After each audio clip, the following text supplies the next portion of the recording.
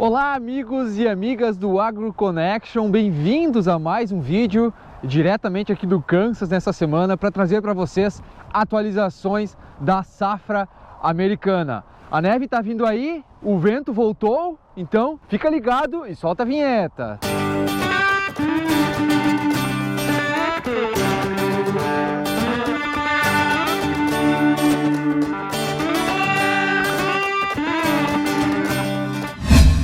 Bom, voltando aqui, hoje a gente vai começar mostrando para vocês um pouco do que acontece, né, quando o produtor americano colhe. Aqui nesse lado vocês podem ver uma área onde foi colhido milho e nessa área vai ser semeado plantas de cobertura, isso mesmo. Aqui nos Estados Unidos está ficando cada vez mais constante, né, mais frequente. Os produtores rurais eles têm utilizado plantas de cobertura logo após milho e soja. E quando eu falo está ficando mais frequente é porque isso ainda não é normal. As práticas conservacionistas aqui no meio oeste americano, elas não são tão aplicadas muito por causa do clima. Por exemplo, você quer plantar milho no plantio direto, às vezes o solo está muito frio, então você precisa esquentar esse solo. O que os produtores fazem? Preparo de solo. E para as plantas de cobertura, a janela às vezes é muito curta, falta água, o frio vem muito cedo, então as plantas não têm tempo de crescer. Muitos produtores acabam plantando essas plantas de cobertura em novembro, dezembro, com a neve logo aí. A neve já chega em dezembro em muitos estados, então ela tem pouco tempo para crescer. Volta a crescer lá final de fevereiro e logo final de março, abril já tem que plantar de novo. Então os produtores têm aí cerca de 2 meses, muitas vezes 2 meses e meio no máximo para fazer essas plantas crescerem. Então o que é muito comum ainda aqui nos Estados Unidos, infelizmente, são áreas como essa que vocês podem ver aqui, onde, por exemplo, foi colhido trigo, uma área que estava muito boa para colocar a planta de cobertura, teria tempo para crescer, mas acaba que eles fazem um manejo com disco para fazer a incorporação da palhada e facilitar a decomposição, já que o clima aqui vai ser frio agora pelos próximos meses, e acelerar esse processo de decomposição da palhada para o ano que vem nessa área plantar trigo novamente ou acabar plantando soja durante o mês de abril ou maio, ou alguns produtores até plantando mais tarde em junho. Então isso é muito padrão em muitos lugares dos Estados Unidos, esse tipo de manejo do plantio convencional para acelerar o processo de decomposição e esperar a próxima safra. Bom, e agora trocando as engrenagens e começando a falar sobre o relatório, aqui nos Estados Unidos, nesse momento, 97% do milho nos 18 principais estados produtores já atingiu a maturação. Além disso, 52% de todas essas áreas elas já foram colhidas, e isso vem avançando muito rápido aqui nos Estados Unidos. Na semana passada, esse valor era de 41%. E nessa semana esse valor é cerca de 10%, na verdade 11% a mais do que nós tínhamos na semana passada. Se nós considerarmos esse ritmo em relação às porcentagens, a gente pode dizer que a colheita do milho ela deve ser praticamente aí finalizada na primeira semana de dezembro ou até na última semana de novembro. Em relação à condição do milho nessas lavouras, ela praticamente não mudou nos últimos relatórios. Nós temos ainda 45% em bom estado, 15% em excelente estado. Vamos destacar aqui os estados que têm as piores médias e as maiores médias. Começando pelas médias mais baixas, nós temos a Dakota do Norte, a Dakota do Sul, o Kansas, aqui onde eu estou, e Minnesota. E falando agora dos estados que se destacam por uma melhor condição, nós podemos começar falando de Nebraska, que tem o milho irrigado, também o Wisconsin, o Tennessee e a Pensilvânia e também Illinois. Esses últimos estados, Tennessee e Pensilvânia, não têm tanta representatividade em termos de área aqui nos Estados Unidos, porém estão com milho muito bom por lá. O Wisconsin aqui é bom lembrar porque por muitas semanas a gente relatou que o Wisconsin estava sofrendo com algum tipo de seca, algum tipo de veranico. E aqui esses últimos dados mostram que o Wisconsin conseguiu passar por isso, inclusive Illinois está produzindo muito bem, mais do que esperado, e conseguiram aí os produtores de lá ter médias e boas produtividades. Falando agora já da soja, 95% das áreas já estão em senescência, ou seja, pronto para colheita, e até o momento 60% das áreas já foram colhidas. A soja vem liderando entre soja e milho em relação à colheita. E esse valor de colheita desse ano ele é 5% maior do que o valor quando comparado às médias dos últimos 5 anos. E agora aqui uma novidade, na verdade um tanto quanto intrigante, o USDA ele não liberou informações sobre a condição da soja nas lavouras, o que é de certa forma interessante, porque depois de muita discussão, né, sobre os relatórios, sobre o Waze, por exemplo. Inclusive, se você não olhou o vídeo feito lá pela Isa e pelo Lucas, que são os nossos novos parceiros, integrantes do grupo do AgroConnection, eles falam muito bem sobre mercado, sobre várias atualizações e como que foi o último relatório do USDA. Falando agora sobre preços, o milho fechou a terça-feira, dia 19 de outubro, a $5,30, a soja a $12,29 e o dólar fechou aí a terça-feira em alta a R$ 5,58. Agora falando um pouco do clima e das expectativas para os próximos dias, nesse primeiro mapa aqui a gente mostra a chuva dos últimos 7 dias aqui no cinturão do milho. Quem recebeu boas chuvas foram os estados de Indiana, no leste do Corn Belt, e as Dakotas, isso mesmo, as Dakotas, que sofreram tanto com seca durante praticamente todo o ciclo das culturas aqui nos Estados Unidos. Essas chuvas elas variaram entre 38 e 64 milímetros. Nas Dakotas, principalmente, essa chuva foi muito importante. Você pode pensar, não, mas agora é época de colheita. Não, essas chuvas foram sensacionais para poder reabastecer, né, os reservatórios de água e reabastecer o solo, visto que agora vem a neve, essa água permanece nesse solo e ela vai ser muito importante para o ano que vem. Além disso, essa chuva ajuda muito no crescimento ainda e no desenvolvimento de algumas forrageiras que ainda estão por lá e que vão ser utilizadas durante o inverno. Nos demais estados, as chuvas variaram entre garoas e pancadas isoladas. E eu tenho um relato de produtores aqui no Kansas, por exemplo, que tiveram que dar uma segurada aí na colheita por alguns dias devido a essas chuvas. Agora, nesse próximo mapa, a gente vê a previsão para os próximos 7 dias. Se vocês observarem na região do Corn Belt, que é o cinturão do milho, nós teremos bastante chuva nos estados de Missouri, Iowa, Illinois e também no sul de Wisconsin. Sem dúvida nenhuma, essas chuvas elas irão dar uma bela desacelerada na colheita nesses estados nessa próxima semana.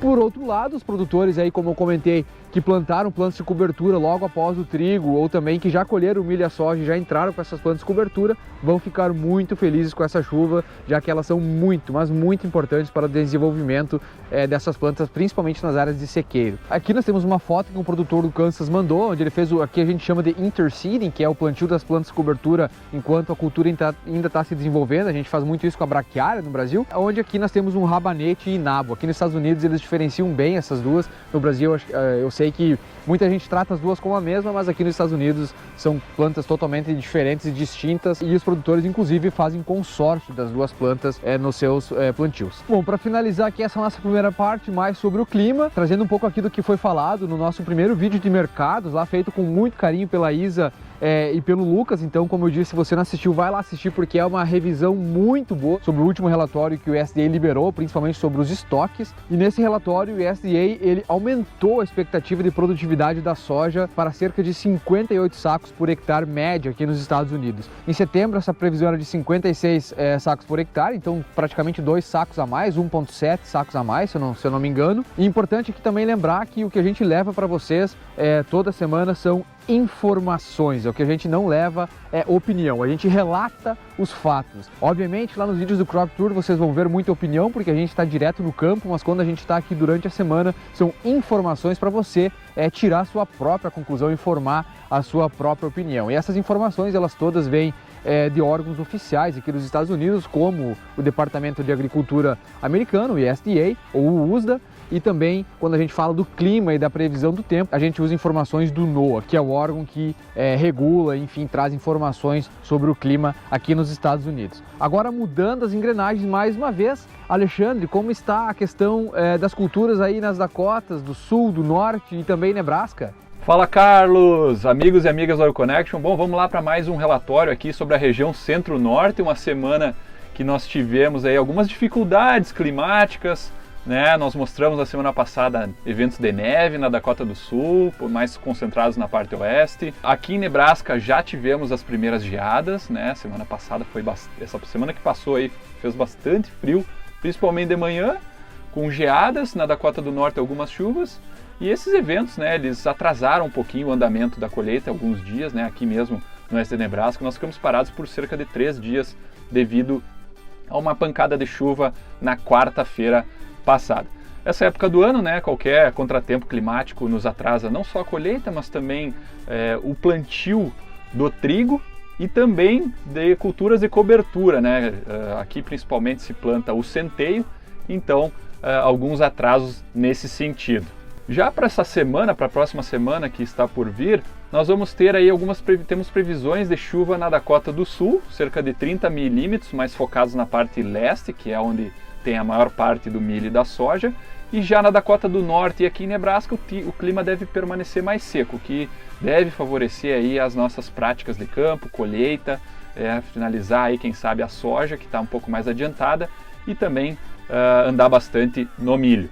Bom, agora falando especificamente do relatório, né, pessoal, o milho aqui na região centro-norte praticamente todo em maturação fisiológica, a colheita avançando, né, já temos aí, dá para se dizer, 50% da área colhida aqui na região, e o milho na lavoura, né, aqui em Nebraska, ele tem se mantido estável com relação às condições, ou seja, a maior parte dele, ou cerca de 69%, entre bom ou excelente. Já na Dakota do Sul, teve uma leve melhora aí no prognóstico, onde 21% é bom ou excelente e 37% razoável. Já para a Dakota do Norte, condições também estáveis, onde a maior parte do milho se encontra, né, classificado como ruim ou muito ruim, ou seja, 46% da área nessa condição. Bom, e como eu prometi para vocês na semana passada, que ia trazer algumas produtividades de milho da Dakota do Norte, sempre lembrando que muito do milho lá acabou indo para a silagem pelas dificuldades climáticas, né, da seca que o estado enfrentou,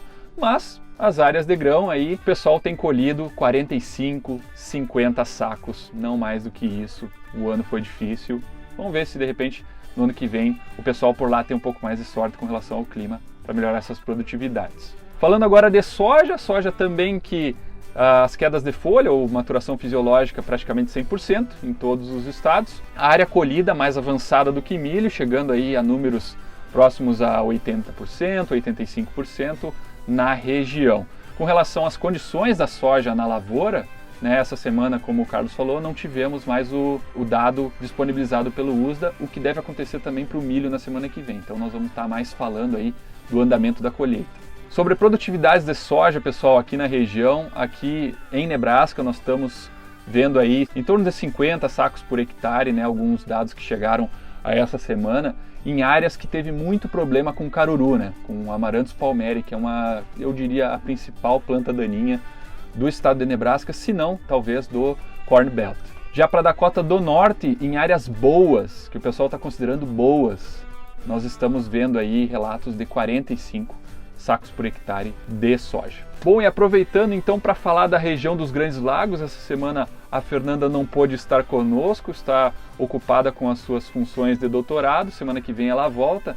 Então, falando sobre a região, né, que ela cobre, a região dos Grandes Lagos, nós tivemos uma semana aí que passou com poucas chuvas, né? E o que favoreceu muito o andamento de colheita nos 3 estados, né, de Minnesota, Wisconsin e Michigan. E uma curiosidade da região por lá, né, um artigo que foi publicado pela Universidade Estadual de Michigan, né, que fala sobre a questão do talo verde em soja, né? Muitos produtores estão tendo essa experiência lá no estado de Michigan, muito em virtude, né, os pesquisadores falam da questão de ter clima úmido e seco em um curto intervalo de tempo, e isso ocasiona, né, agrava esse problema do talo verde. E o problema do talo verde, alguns produtores do Brasil, né, falaram nos nossos grupos que não, dá para colher tranquilo, é que aqui culturalmente o pessoal acaba esperando esse talo para ficar seco, para facilitar a colheita. O porém disso é que o que está acontecendo, né, é que o talo verde deixa a vagem mais sensível a abrir e perder esses grãos. Então, se o produtor esperar, de fato, o talo secar, pode ser muito tarde. E aqui tem uma foto que mostra a soja emergindo, né? Ou seja, ela nem foi colhida, então caiu do pé e já está emergindo. Isso quer dizer que está tendo perdas de grão em algumas regiões de Michigan. E as previsões não são nada animadoras para a região dos Grandes Lagos, pois muita chuva deve ocorrer naquela região, como o Carlos falou aí no início do vídeo, principalmente nos estados no sul de Minnesota e no estado de Wisconsin. Aí os volumes devem chegar a 60 milímetros. Já em Michigan deve receber um pouquinho menos, mas um volume considerável também, cerca de 40 milímetros. Então a gente deve esperar aí um pouquinho de atraso na colheita de soja e milho nessa região. Falando dos dados do USDA, então para milho nós temos a condição de maturação fisiológica no milho chegando muito próximo a 100% para os 3 estados. O milho colhido, né, Minnesota mais avançado com 50%, 53% da área colhida, Wisconsin e Michigan um pouquinho mais atrás com 32%. As condições do milho na lavoura, em Minnesota nós tivemos uma leve piora com relação à semana anterior, mas ainda assim a maior parte está entre bom e excelente com 37% ou então razoável 38% da área. Já em Wisconsin, né, nós temos áreas com 68% da área bom ou excelente, condição essa que está estável, então tem se mantido muito bom em Wisconsin. Mesmo cenário para Michigan, Michigan um pouquinho superior, 70% da área é bom ou excelente em milho. Ainda assim, uma leve piora com relação à semana que passou. Já a soja, né, pessoal, a questão da queda de folhas ou maturação fisiológica, praticamente 100% também para os 3 estados. E a soja colhida, né, bem avançada, principalmente em Minnesota, com 91% da área, e Wisconsin 60% e Michigan aí praticamente 40% da área colhida. Um dado de produtividade que chegou até nós do estado de Wisconsin, sul de Wisconsin, são, né, boas produtividades, né? O pessoal tá bem surpreso com o ano, né, em se tratando que teve uma seca no início da safra, mas está permitindo produtores no sul de Wisconsin colher entre 60 e 70 sacos de soja sequeiro, né? Então aí produtores que estão bem satisfeitos, né, pelo menos estes, com os rendimentos em Wisconsin. Agora eu passo para ti, Lucas. Conta para nós aí como que tá a situação no leste do cinturão do milho. Olá, amigos e amigas do AgroConnection. Essa semana que passou aqui no leste do Corn Belt, nos estados de Illinois, Indiana e Ohio, os produtores que tinham soja ou milho para colher não estavam muito felizes não. Durante a semana choveu bastante, até sexta-feira o tempo ficou coberto, bastante chuva, e o tempo abriu a partir de sábado. Para essa semana, a previsão é de tempo bom até sexta ou sábado. A partir do domingo, é possível que volte a chover novamente e na semana que vem, as chances de chuva elas ficam em torno de 20 até 60%, o que pode acabar atrapalhando um pouco a colheita novamente. Com relação ao relatório dessa região, em Illinois, 98% do milho está em fase de maturação, 97% em Indiana e 95% em Ohio. Desse milho, 62% já foi colhido em Illinois, 45% em Indiana e 25% em Ohio. O milho é considerado bom ou excelente. Em Illinois, 70% da área, razoável em 23% e 7% ruim ou muito ruim. Em Indiana, 69% é bom ou excelente, 22% razoável e 9% ruim ou muito ruim. Já o Ohio, 74% bom ou excelente, 20% razoável e apenas 6% ruim ou muito ruim.